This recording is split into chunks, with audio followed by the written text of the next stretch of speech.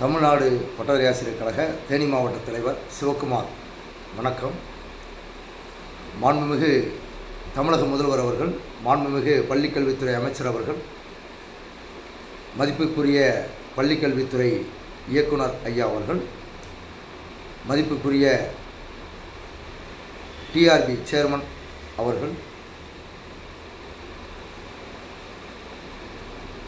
கவனத்திற்கு மிக முக்கியமான தகவலை இத்தளத்தில் பதிவிட விரும்புகிறேன்.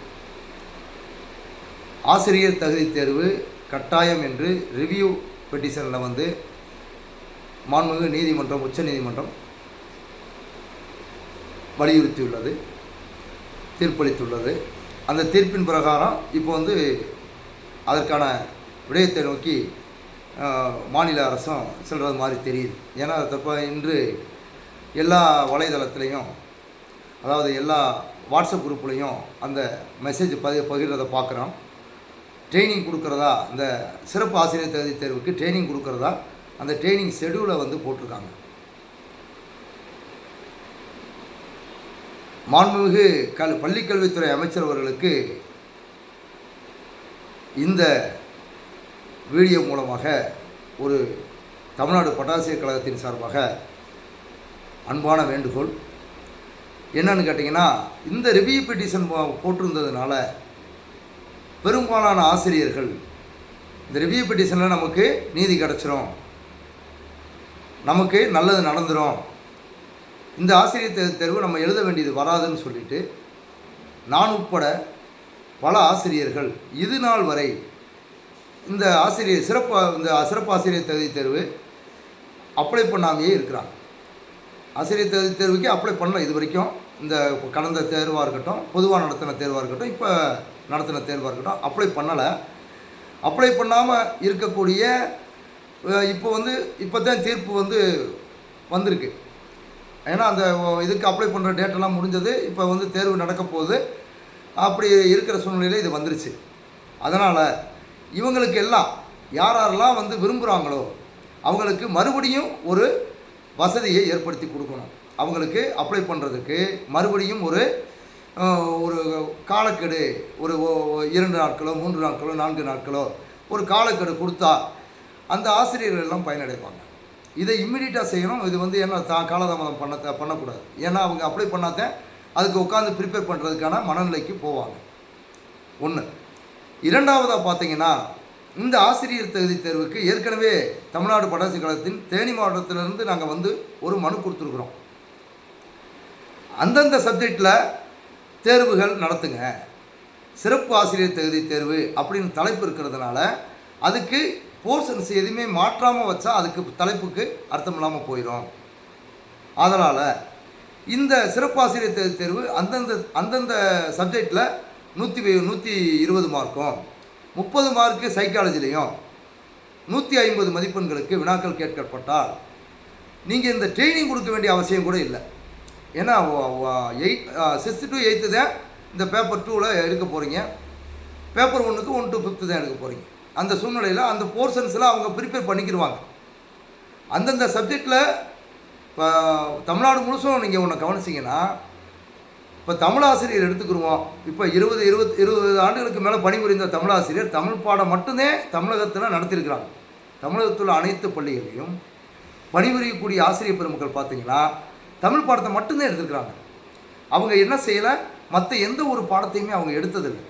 இதே போல் ஆங்கில ஆசிரியர் அதே போல் தான் அந்தந்த சப்ஜெக்ட் ஆளுங்க அந்தந்த சப்ஜெக்டை எடுத்துக்கிட்டு இருக்காங்க. இப்போ கணித ஆசிரியர் அப்படின்னா நான் கணித ஆசிரியர், நான் கணிதத்தை மட்டும்தான் எடுத்துக்கிட்டு போயிட்டு வரேன், மற்ற சப்ஜெக்ட் நான் ஹேண்டில் பண்ணுறது இல்லை. அப்படித்தான் இங்கே ஒரு செட்டப் இருக்குது. நம்மளுடைய தமிழகத்தில் அந்த மாதிரி செட்டப் தான் பண்ணியிருக்கிறாங்க. இதை மாண்புமிகு பள்ளிக்கல்வித்துறை அமைச்சர் புரிஞ்சுக்கிறணும்.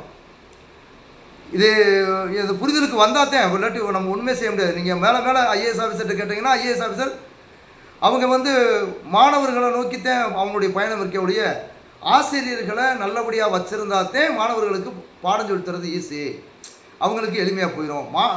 ஆசிரியர்களை தொந்தரவு பண்ணால், ஆசிரியர்கள் மன அழுத்தத்திலேயே வாழ்ந்தாங்கன்னா அவங்க எப்படி மாணவர்களுக்கு நல்லபடியாக பாடம் நடத்த முடியும்? அதை நம்ம யோசிக்கிறதே இல்லை. அதனால் ஆசிரியர்களுக்குள்ள அனைத்து பிரச்சனையும் தீர்க்கப்பட வேண்டும். அவங்க என்ன கேட்குறாங்க, சாதாரண சின்ன சின்ன விஷயங்கள் தான். அந்தந்த பாடத்தில் அவங்களுக்கு 120 மதிப்பெண்கள் டிஆர்பி, ஏற்கனவே டிஆர்பி எக்ஸாம் எழுதி பாஸ் பண்ணித்தே வந்திருக்கிறாங்க. இருந்தாலும் அதில் நல்ல மார்க்கு நல்ல மதிப்பெண் எடுத்தே வந்திருக்கிறாங்க. இருந்தாலும் மறுபடியும் அவங்கள தேர்வு எழுத சொல்லி கட்டாயப்படுத்துது. அதை மத்திய அரசு இப்படி ஒரு இதை கொண்டு வந்திருக்கிறாங்க. அந்த தேர்வு பற்றிய ஆராய்ச்சி நமக்கு வேண்டாம். இப்போ சிறப்பு ஆசிரியர் தேர்வுன்னு வந்துருச்சு. அப்படிங்கும்போது அந்தந்த சப்ஜெக்டில் வச்சுட்டா ரொம்ப எளிமையாக போயிடும். இது 2028 வரைக்கும் காலக்கெடு கொடுத்துருக்காங்க, ஆகஸ்ட் மாதம் வரைக்கும். அது வரைக்கும் நம்ம வெயிட் பண்ணாமல் இந்த வரக்கூடிய தேர்வுலையே இந்த மாற்றத்தை நீங்கள் பண்ணிங்கன்னா ஒரு தேர்வுலையே எல்லாருமே பாஸ் பண்ணிடுவாங்க.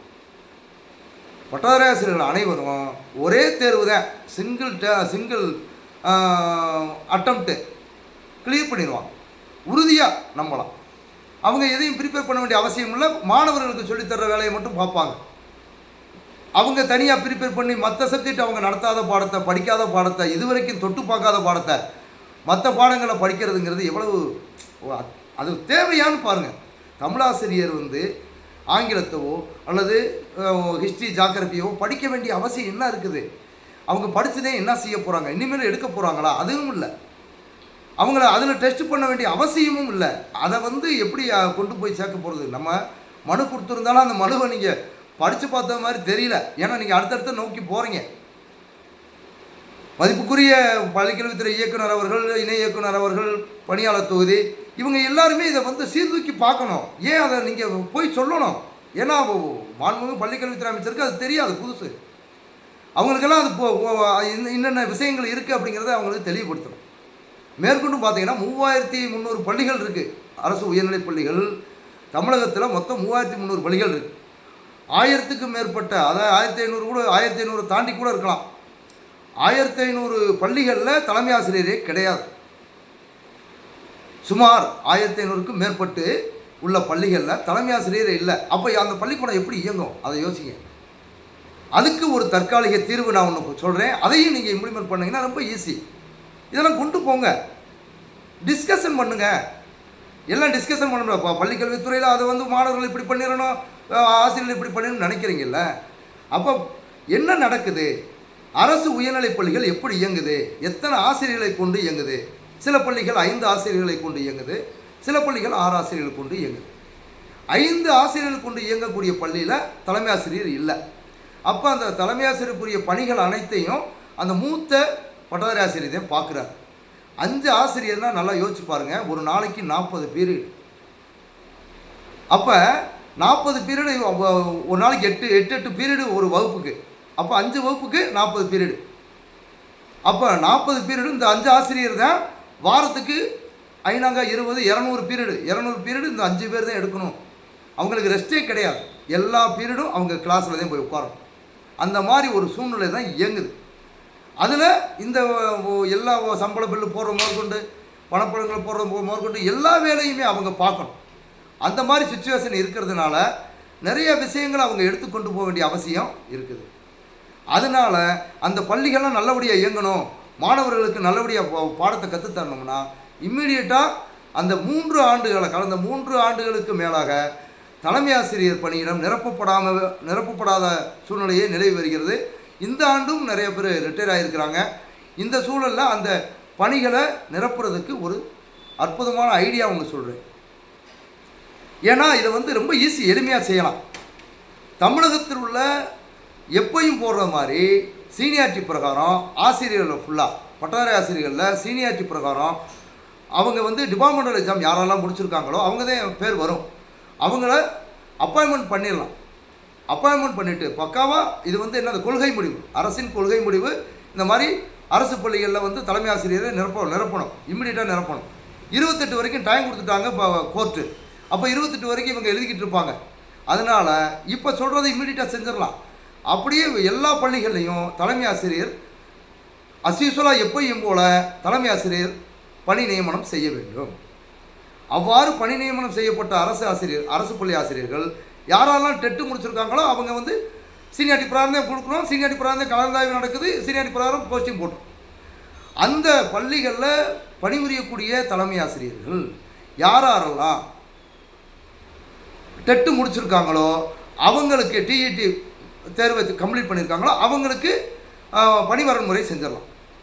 பணி வரன்முறை அந்த தேதியிலிருந்து எந்த அந்த தேர்வில் last sitting of the examination, அந்த சிட்டிங் ஆஃப் த எக்ஸாமினேஷன் என்றைக்கு உட்காடுறாங்களோ, டிஇடி தேர்வை என்றைக்கு எழுதுகிறாங்களோ அன்றைக்கி தேதியிலிருந்து அவங்களுக்கு பணி வரன்முறை செய்து அன்றையிலிருந்து அவங்களுக்கு தலைமை ஆசிரியர் பணிக்கான ஊதியத்தை கொடுக்கலாம். மற்றவங்கெல்லாம் அவங்க என்றைக்கு கிளியர் பண்ணுறாங்களோ 2028 வரை காலக்கெடு கொடுத்துருக்குறாங்க, அதுக்குள்ளே எப்போ கிளியர் பண்ணுறாங்களோ அன்றைக்கி வரைக்கும் அவங்களுக்கு பட்டறை ஆசிரியர்கள் பணிக்கான ஊதியத்தை வழங்கிட்டே இருக்க வேண்டியதான். என்றைக்கு அவங்க வந்து டெட்டு பாஸ் பண்ணாங்களோ அன்னையிலேருந்து அவங்க தலைமை ஆசிரியருக்கான ஊதியத்தை பெற்று விடலாம், ஊதியத்தை கொடுத்து விடலாம். ரொம்ப சிம்பிள், யாருக்கும் இழப்பு இல்லை, கவர்மெண்ட்டுக்கும் இழப்பு இல்லை. ரொம்ப எல்லா பள்ளிக்கூடத்துக்கும் நம்ம என்ன செஞ்சிடறோம், தலைமை ஆசிரியர்களை போட்டுறோம். பணிகள் தொய்வில்லாமல் நடக்கும். எல்லா அரசு பள்ளிகளும் வழக்கம் போல் நடைபெறும். அவ்வாறு போடும்போது அந்த இருக்கக்கூடிய தமிழகத்தில் இருக்கக்கூடிய சர்ப்ளஸ் ஃபுல்லாக காலியாகும். அதுவும் ஒரு பக்கம் சமமாகும். சர்ப்ளஸில் எத்தனை போஸ்ட் இருக்குதுன்னு நினச்சி பாருங்கள், அத்தனை சர்ப்ளஸ் போஸ்ட்டும் காலியாயிரும். எவ்வளவு நன்மைகள் வருது பாருங்கள். இதை வந்து இம்மிடியேட்டாக செஞ்சிடலாம், லேட் பண்ணவே தேவையில்லை. கொள்கை முடிவு எடுத்துடலாமே. கொள்கை முடிவு எடுத்து இதை போட்டுட்டாங்கன்னா வேலை முடிஞ்சிச்சு. அப்போ இந்த 2 வேலையும் மாற்றி செஞ்சுட்டாங்கன்னா, ஒன்று 3 கோரிக்கை. ஒரு கோரிக்கை, இப்போ வந்து இப்போ தேர்வு நடக்கிறதுக்கு முன்னாடி இது வரைக்கும் அப்ளை பண்ணாதவங்க அப்ளை பண்ணுங்கள். அதாவது அரசு பள்ளி ஆசிரியர்கள் பாதிக்கப்பட்டவங்க யாராக இருந்தாலும் இன்னும் ஒரு 4 நாளில் அப்ளை பண்ணி அந்த தேர்வு எழுதுவதற்கு அவங்களுக்கு கால அவகாசம் கொடுப்பது. இரண்டாவதாக அந்த டிஇடி பேப்பர் தாள் 2க்கான டெட் பேப்பர் 2 அதை வந்து அந்தந்த சப்ஜெக்டில் அந்தந்த அவங்க என்ன சப்ஜெக்ட் படிச்சிருக்காங்களோ, தமிழ்னா தமிழ், அந்தந்த பாடத்தில் 120 மதிப்பெண்களும், சைக்காலஜியில் 30 மதிப்பெண்களும், ஆக 150 மதிப்பெண்களுக்கு வினாக்கள் கேட்கப்பட்டால் எந்த பஞ்சாயத்துமே இல்லை, அவங்கெல்லாம் பாஸ் பண்ணிடுவாங்க. இதை இம்மிடியட்டாக இந்த தேர்வுலையே இதை இம்ப்ளிமெண்ட் பண்ணலாம். ஏன்னா சிறப்பு ஆசிரியர் தகுதி தேர்வு கோர்ட்லேயும் ஒன்றும் தடை போட முடியாது, எந்த கோர்ட்டுமே தடை போட முடியாது. ஏன்னா தமிழகத்தில் இப்படித்தான் இருக்குது. தமிழகத்தில் எப்படி நடைமுறை இருக்குது, தமிழகத்தில் இப்படி அவங்கவுங்க சப்ஜெக்ட் தான் சார் எடுக்கிறாங்க. இது நீங்கள் கோர்ட்டில் சொல்லலாம் தாராளமாக. யாரும் கோர்ட்டுக்கு போனாலும் நம்ம கோர்ட்டில் எடுத்து வைக்கலாம். இது அரசின் கொள்கை முடியும் இந்த மாதிரி இருக்குது. அவங்கவுங்க சப்ஜெக்டையும் படிக்கிறாங்க, அவங்கவுங்க சப்ஜெக்டையும் எடுக்கிறாங்க, மாணவர்கள் சொல்லித்தர்றாங்க. அவங்க ரிட்டையர் ஆனதாண்டி அதையும் எடுக்க போகிறாங்க. தமிழ் வாத்தியார்னா தமிழத்தை எடுக்க போகிறாரு. அவர் சோசியல் சயின்ஸில் எழுதி என்ன செய்ய போகிறாரு? அப்படிங்கும்போது நம்ம தமிழகத்தில் இப்படித்தான் முடிவெடுத்துருக்கிறோம். யாரும் ஒன்றும் செய்ய முடியாது.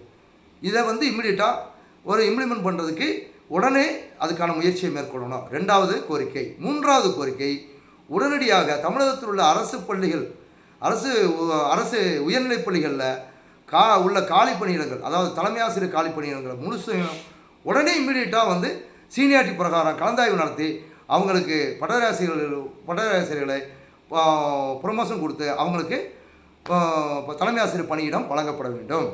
எப்போ டெட்டு தேர்வு கிளியர் பண்ணுறாங்களோ அந்த தேதியிலேருந்து, அதாவது டெட்டு உட்காந்து எழுதுகிறாங்க, எக்ஸாம் எழுதுகிறாங்களோ அந்த sitting of the exam, last sitting of the examination, அதான் அந்த உட்காந்து தேர்வு எழுதுகிறாங்களோ அந்த தேதியிலேருந்து அவங்களுக்கு தலைமை ஆசிரியர் பணிக்கான ஊதியத்தை வழங்க வேண்டும். அது வரைக்கும் அவர் பிடி சம்பளம் தான் வாங்கிட்டு இருப்பார், பிரச்சனையே இல்லை. இதனால் யாருக்கும் பாதிப்பு கிடையாது. தமிழக அரசுக்கு மிகப்பெரிய லாபம். ஏன்னா அந்த உபரி ஆசிரியர்கள் பணிகளை ஃபுல்லாக காலி ஆயிரும். இதெல்லாம் யோசித்து இதை இம்மிடியட்டாக அந்த 3ஐயும் நடைமுறைப்படுத்த வேண்டும் என்று மாண்புமிகு பள்ளிக்கல்வித்துறை அமைச்சர் அவர்கள், மாண்புமிகு தமிழக முதல்வர் அவர்கள், மதிப்புக்குரிய பள்ளிக்கல்வித்துறை இயக்குனர் ஐயா அவர்கள், மதிப்புக்குரிய டிஆர்பி சேர்மன் ஐயா அவர்கள், இவங்களாம் பணிவோடு நம்ம தமிழ்நாடு பட்டாசு கழகத்தின் சார்பாக பணிவுடனும் கேட்டுக்கொள்கிறேன். இதை இம்மிடியட்டாக இம்ப்ளிமெண்ட் பண்ணுங்கள். இந்த பிரச்சனையை இந்த எக்ஸாம்லேயே கிளியர் பண்ணிடலாம். தமிழகத்தில் உள்ள அனைத்து ஆசிரியர்களும் தேர்ச்சி அடைஞ்சிருவாங்க, பிரச்சனை முடிஞ்சிடும். நன்றி, வணக்கம்.